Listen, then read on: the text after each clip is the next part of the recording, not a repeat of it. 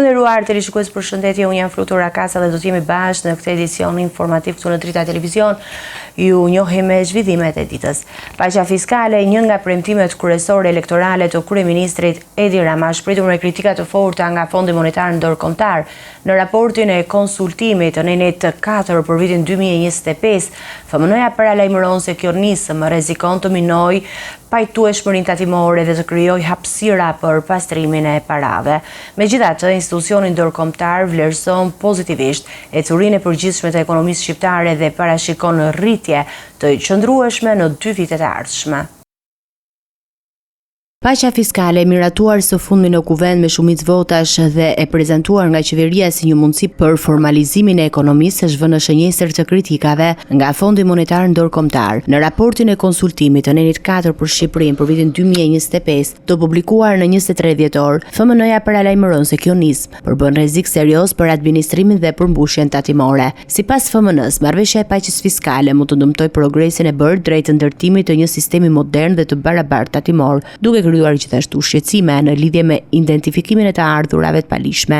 Në raport thuhet se vëllimi potencialisht të konsiderueshme fondesh apo asetesh të padeklaruara më parë mund të futen në sistem financiar formal duke rritur rrezikun e pastrimit të parave. Në kapitullin e investimeve publike dhe partneritetit publik-privat, FMN-ja rekomandon forcimin e analizave të fizibilitetit dhe kontrolleve të vazhdueshme për të garantuar që projektet të jenë të mbivlerësuara, prioritizuara dhe që duhet të zbatohen në mënyrë efektive. Raporti ndalet edhe te emigracioni, i cili sipas FMN-s pritet të përbërë një problem gjithnjë më serioz në afatgjat. Një rënje më e fortë e parashikimeve të popullsisë në moshpune mund të thedhojë mungesën e fuqisë punëtore, të rrisë presionet inflamacioniste dhe të ngadalsojë rritjen ekonomike. Në të njëjtën kohë, FMN-ja parashikon se ekonomia shqiptare do të vijojë të rritet me ritme të qëndrueshme. Rritja e ekonomisë pritet të jetë 3.5% në vitin 2025 dhe 3.6% në vitin 2026, e nxitur kryesisht nga konsumi privat, rritja e pagave dhe sektori turizmit, i cili mbetet motori kryesor i ekonomisë. Inflacioni parashikohet të arrijë objektivin prej 3% në gjysmën e dytë të vitit 2026. FMN-ja vlerëson pozitivisht politikat makroekonomike të ndjekura nga autoritetet shqiptare, duke theksuar se disiplina fiskale ka ndihmuar në uljen e borxhit publik, ndërsa politika monetare proaktive ka mbajtur inflacionin në kontroll. Rezervat valutore vlerësohen të forta dhe pozicioni i jashtëm i vendit konsiderohet më i mirë se sa niveli diktuar nga faktorët themelor ekonomik. Megjithatë, raporti paralajmëron se rreziqet për ekonominë shqiptare janë zhvendosur drejt kraut negativ për shkak të tensioneve gjeopolitike, pasigurive në tregtinë globale dhe luhative të çmimeve të lëndëve të para. Në planin e brendshëm, rënja e popullsisë në moshpune mbetet një sfidë serioze. Në funksion të objektivit për anëtarësimin në Bashkimin Evropian deri në vitin 2030, FMN-ja thekson nevojën për shpejtim të reformave strukturore, produktivitet i ulët, të ardhura përfrymë që janë rreth 1/3 e mesatares së BE-s dhe sfidat në qeverisje, trungun e punës dhe klimën e biznesit, të cilat mbeten pengesa kryesore për konvergjencën ekonomike.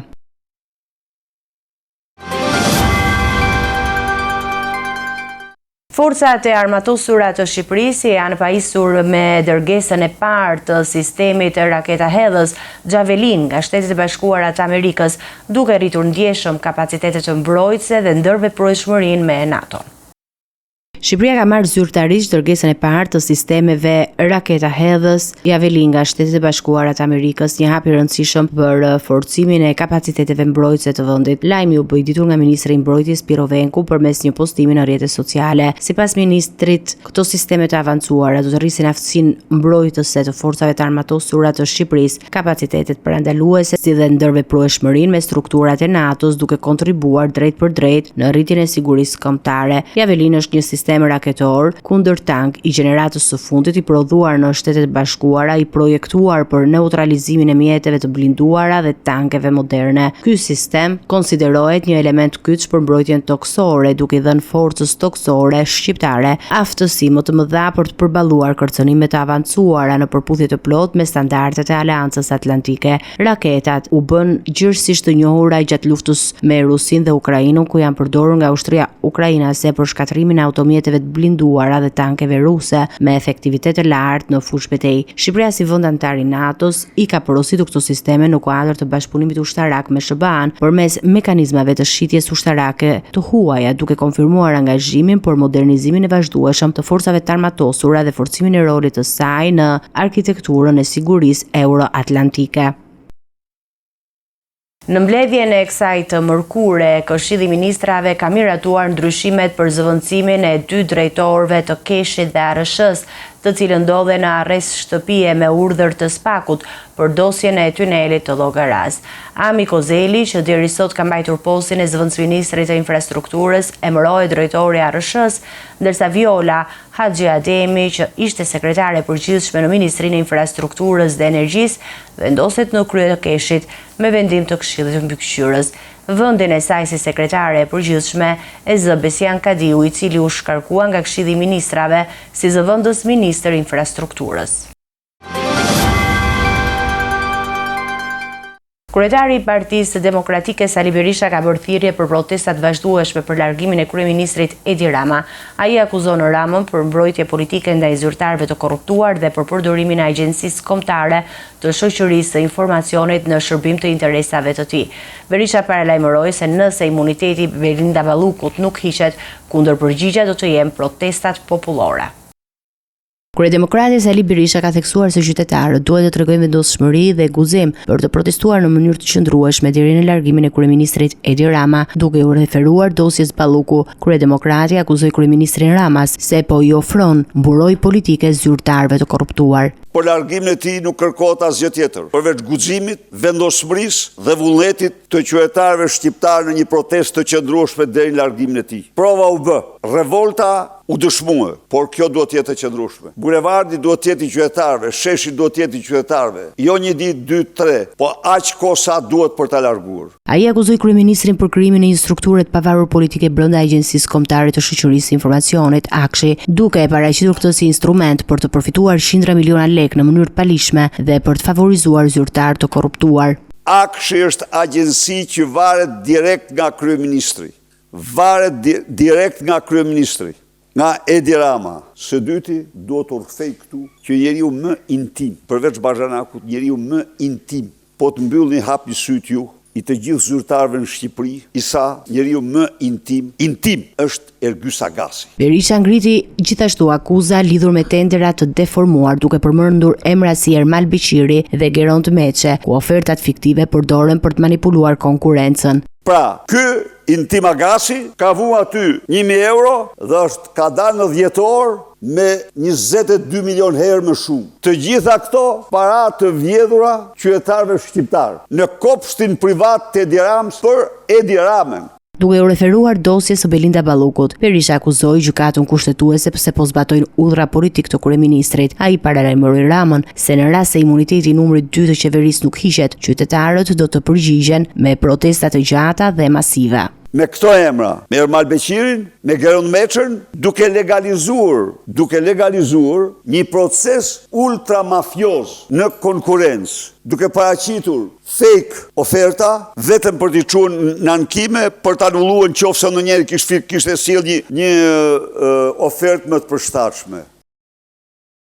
Kryeministri i vendit Edi Rama vizitoi nga afër punimet në pediatrinë infektive dhe parkimin e ri në qendrën spitalore universitare Nën Tereza. Ai njoftoi se projekti synon transferimin e të gjitha spitaleve dhe përmirësimin e shërbimeve për pacientët dhe stafin mjekësor.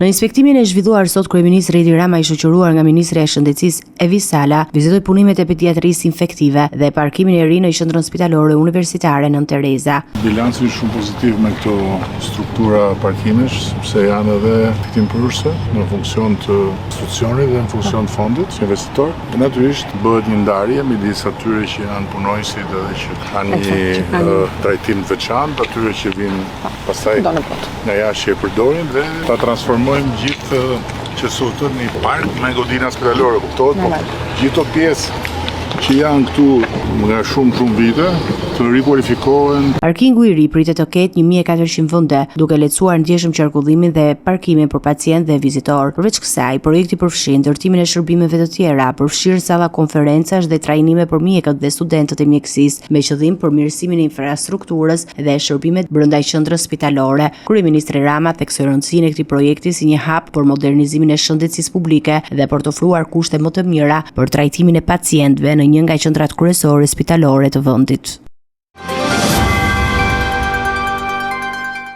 Në prag të festës së Krishtlindjes, Kisha Katolike dhe Kisha Ortodokse përçuan mesazhe shprese dhe dashurie për besimtarët në të gjithë vendin. Të bashkuar e në një frymë vllazërore, ata kanë vendosur që këtë vit të gjithë bashkë i drejtojnë popullit shqiptar me një mesazh dashurie dhe shprese. Besimtarët e krishterë në Shqipëri kanë nisur të marrin urimet e para për Krishtlindje. Kisha Katolike transmetoi një mesazh të përbashkët nga të gjithë IPSHV-jët e saj, duke përçuar fjalë dashurie, shprese dhe solidariteti për të gjithë besimtarët. Të dashur vëllezër e motra, këtë urim Krishtlindjes duam t'ja bëjmë së bashku të gjithë ne IPSHV-jët e Shqipërisë. Secili nga ne ka një fjalë për t'ju drejtuar popullit të Zotit që është në Shqipëri. Dëshiroj t'ju drejtoj të gjithëve një lajm shprese. Populli që ecën në errësirë pa një dritë të madhe. E mbi këtë lugin të errët shndriti drita e fuqishme. Të përgatisim familjet tona të pranojnë me lutjen e me gëzim ai që po vjen, shërbuesin, Zoti me ne. Ndërkohë, Kisha Ortodokse përçoi urimet përmes kryepiskopit Joani, i cili bëri thirrje për paqe, mirësi dhe reflektim shpirtëror gjatë festave të fundvitit. Mesazhet e të dy kishave theksojnë rëndësinë e vlerave të bashkimit familjar, respektit dhe ndihmës ndaj të tjerëve, duke shënuar fillimin e një periudhe festive për krishterët në Shqipëri. Të dashur vëllezër dhe motra, duhet ta shpallim me gëzim këtë lajm të mirë, e të dëshmojmë me zell dhe pa u lodhur, se tashmë Perëndia banon ndër ne. Një dëshmitar i vërtet shpëton jetë, thot Solomoni i ditur. Është detyra e çdo të krishteri ta përhap e ta bashkëndaj këtë dritë me të gjithë botën, sepse vetëm duke e ndarë atë me të tjerët, drita mund të mbahet dhe të rritet. Përndryshe, ajo do të errësohet dhe përfundimisht do të zhduket. Policia e Tiranës ka arrestuar 22 persona në kuadër të operacionit Labirinti 2 kundër shpërndarjes së drogës. Në operacion u sekuestruan kokainë, kanabis, automjete dhe para. Hetimet zbuluan në rrjetin e shpërndarjes në zona të ndryshme të kryeqytetit. Policia e Tiranës ka goditur një grup të gjerë të shpërndarjes dhe shitjes së lëndëve narkotike, duke identifikuar 3 persona të përfshirë në aktivitete kriminale. Operacioni Labirinti 2 rezultoi me arrestimin e 22 personave, ndërsa 5 të tjerët ishin arrestuar më parë dhe 6 të tjerë të shpadhur në kërkim. Gjatë kontrollit u sekuestruan rreth 500 gram kokainë, 10 kg kanabis sativa dhe 100 doza, 5 automjete, 28 celular, 6 peshore elektronike dhe 3.000 euro. Hetimet treguan se grupi operonte në zona të ndryshme të Tiranës, përfshir bllokun, Kamzën, Laprakën, Selit, Tiranë e Re, Shkollën Alidemi, Xhamdhiku, Pazarin e Ri, Shkollën e Kuqe, Astirin, Myslimshyri dhe komunën e Parisit. Drogat qiteshin në lokale, tabakino, mjete taksi dhe shpërndaheshin të kamufluara si porosi të ndryshme. Policia njoftoi se hetimet dhe puna për kapjen e personave të shpadhur në kërkim vazhdon.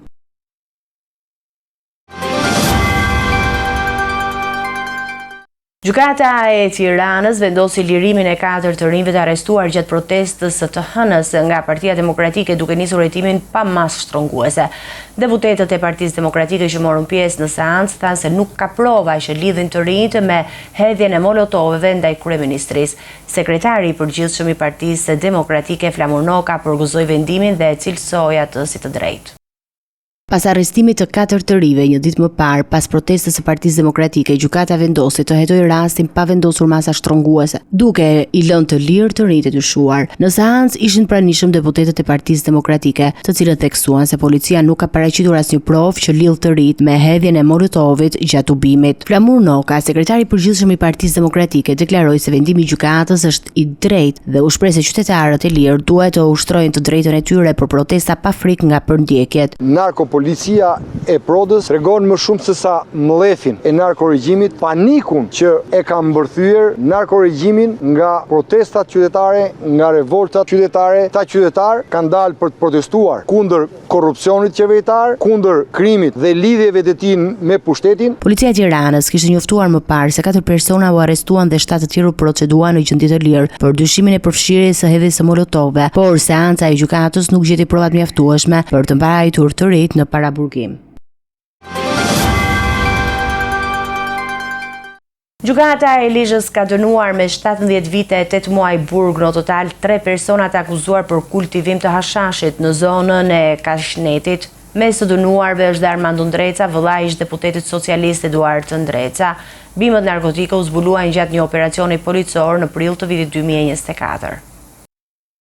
Gjykata e Lezhës ka shpadur fajtor dhe ka dënuar 3 persona për kultivimin e lëndëve narkotike në zonën e Kashnjenit, ku në prill të vitit 2024 u zbulua një sasi e konsiderueshme hashashi. Në total, trupa gjykuese me 3 antar ka dhënë 17 vite e 8 muaj burg për të pandehurit. Mes të dënuarve është dhe Armando Ndreca, vëllai i deputetit Partisë Socialiste Eduard Ndreca. Sipas vendimit të gjykatës, Armando Ndreca u shpall fajtor për vepra penale të kultivimit të lëndëve narkotike dhe vjedhjes së energjisë elektrike, ndërsa u shpall i pafajshëm për akuzën e prodhimit dhe shitjes së narkotikëve. Fillimisht ai u dënua me 6 vite e 6 muaj burg, por për shkak të gjykimit të shkurtuar përfitoi uljen e 1/3 së dënimit, duke u dënuar përfundimisht me 4 vite e 4 muaj burg. Gjykata dënoi gjithashtu me nga 6 vite e 8 muaj burg shtetasin Elvis Shpellzaj dhe Ermel Nikdukaj, të cilët u gjetën fajtor për të njëjtën vepër penale. Sipas hetimeve, të rreth pandehurit kishin përshtatur një stan në zonën e Kashnjenit për kultivimin e hashashit. Gjatë operacionit policor të zhvilluar në prill të vitit 2024,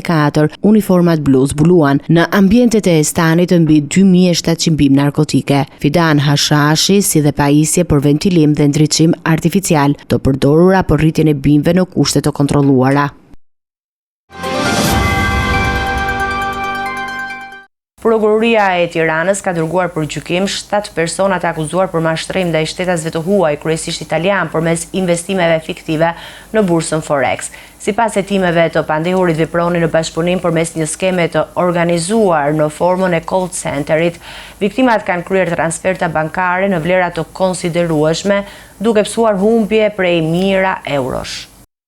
Prokuroria e Tiranës ka përfunduar hetimet dhe ka dërguar për gjykim 7 persona të akuzuar se kanë mashtruar shtetas të huaj, kryesisht italian, duke u premtuar investime fitimprurëse në bursën Forex. Të pandehurit janë Bekim Byberi, Claudio Demiri, Jani Janko, Andi Leshaj, Ervis Alçani, Gjirgji Ribi dhe Lidis Shkalla, të cilët sipas organit të akuzës kanë vepruar në bashkëpunim me njëri tjetrin në ambientet e shoqërisë Ozar SHPK, duke ngritur një skemë mashtruese të mirë organizuar në formën e një call centeri. Hetimet kanë zbuluar se përmes kontakteve telefonike dhe komunikimeve në aplikacionin WhatsApp, operatorët u kërkonin shtetasve të huaj dokumente identifikimi dhe i bindin të kryernin transferta bankare për investime që në realitet nuk ekzistonin. Nga këshyrja e telefonave të sekuestruar janë konstatuar biseda me persona të regjistruar me emra italian, të cilët kanë dërguar edhe foto të kartave të identitetit. Mes viktimave rezultojnë edhe 2 shtetas italian me iniciale LC dhe SS, të cilët kanë kryer transferta bankare me vlera të konsiderueshme, duke pësuar dëme financiare prej mijëra eurosh. Sipas prokurorisë, Gjirgji Ribi, i punësuar në Ozar SHPK, ka pasur rol aktiv në ndjekjen e klienteve dhe koordinimin e punës së operatorëve. Lindis Shkalla ka ushtruar funksione drejtuese brenda strukturës, duke dhënë udhëzime dhe ndar detyrat, ndërsa Ervis Alçani, në cilësinë e administratorit ligjor të shoqërisë, akuzohet se nuk ka marrë masa për të parandaluar përdorimin e kompanisë për veprimtari të palishme. Andi Leshaj, sipas akuzës, ka marrë pjesë drejt për drejt në veprimet mashtruese dhe në mbështetjen e operatorëve, ndërsa Bekim Byberi dhe Claudio Demira janë konstatuar pranë ambienteve të Ozar SHPK në momentin e ndërhyrjes së policisë. Jani Janko ka qenë përgjegjës për zgjidhjen e problemeve teknike të operatorëve dhe supervizorëve. Prokurori i akuzon të 7 për veprën penale të mashtrimit, ndërsa çështja pritet të shqyrtohet në gjykatë në seancat në vijim. Policia e Shkodrës, e mbështetur nga forcat shqiponja, ka zbuluar dhe goditur një banesë të marrë me qeran në Velipoj, e kthyer në ambient për kultivim të bimëve narkotike me llampa në kuadër të operacionit në Onët 4.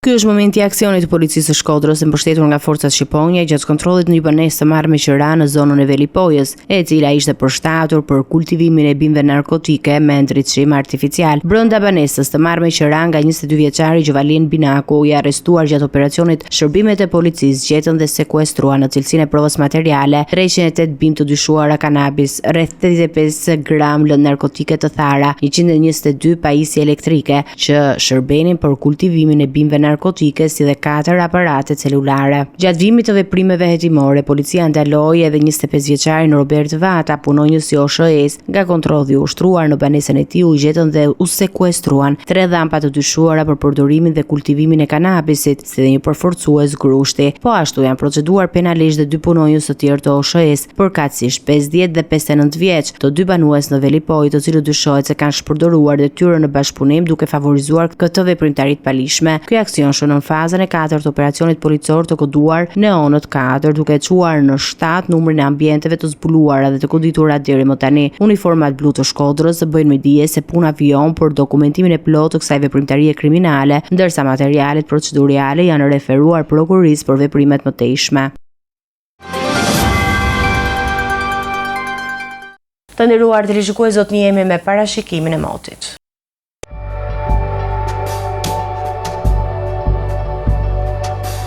Territori shqiptar për datën 25 dhjetor 2025 do të jetë në ndikimin e masave ajrore të qëndrueshme, duke sjellë mot kryesisht të vrenjtur në të gjithë vendin. Paraditja do të karakterizohet nga vranësira të shpeshta, ndërsa pasditja do të vijojë me të njëjtat kushte atmosferike pa ndryshime të ndjeshme. Temperatura minimale pritet të zbresë deri në 2 gradë Celsius, ndërsa ajo maksimale të arrijë deri në 16 gradë Celsius në zonat e ulta dhe bregdetare. Gjatë ditës priten shumë pak ose as pak intervale me diell për shkak të mbizotërimit të vranësirave. Era do të fryejë lehtë nga drejtimi juglindor me shpejtësi 2 deri në 4 metra për sekond. Deti do të ketë dallgëzim të ulët rreth 1 ball. Indeksi ultraviolet për Tiranën më 25 dhjetor 2025 pritet të jetë i ulët rreth 1. Sipas të dhënave astronomike, lindja e diellit në Tiranë më 25 dhjetor do të jetë rreth orës 7:05 minuta, ndërsa perëndimi rreth orës 16:17 minuta. Temperaturat minimale dhe maksimale për disa qytete kryesore të Shqipërisë do të jenë si më poshtë. Shkodër, 8 deri në 14 gradë Celsius. Kukës, 2 deri në 7 gradë Celsius. Peshkopi, 4 deri në 8 gradë Celsius. Tiranë, 10 deri në 15 gradë Celsius. Durrës, 9 deri në 16 gradë Celsius. Kavaj, 9 deri në 15 gradë Celsius. Elbasan, 9 deri në 14 gradë Celsius. Berat, 8 deri në 15 gradë Celsius. Korç, 2 deri në 8 gradë Celsius. Vlorë, 11 deri në 16 gradë Celsius. Gjirokastër, 7 deri në 12 gradë Celsius. Sarand, 10 deri në 16 gradë Celsius.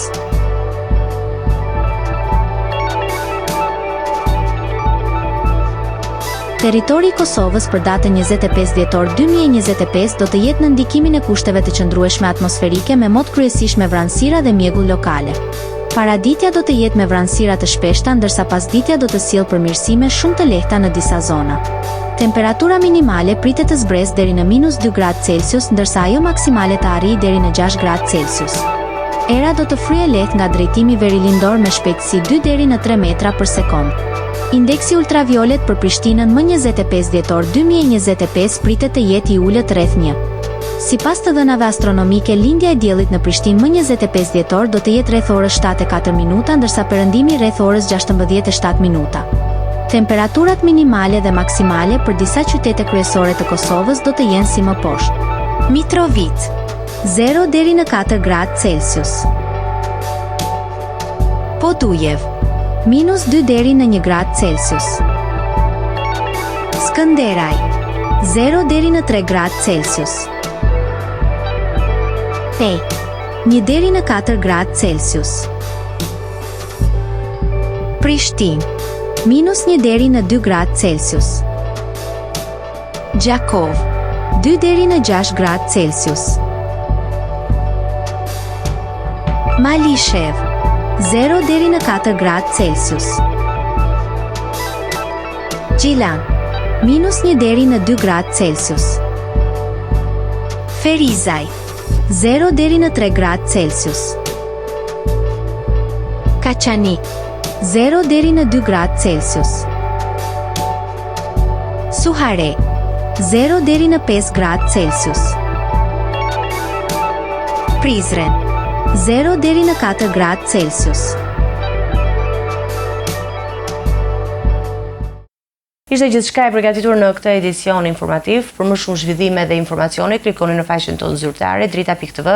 Mund na ndiqni në rrjetet sociale, Facebook, Instagram, YouTube, ku jemi me përditësime në çdo kohë. Vazhdoni të qëndroni në shoqërinë e programacionit Drita Televizion. Bashkë me u takofshim në edicionet e ardhshme.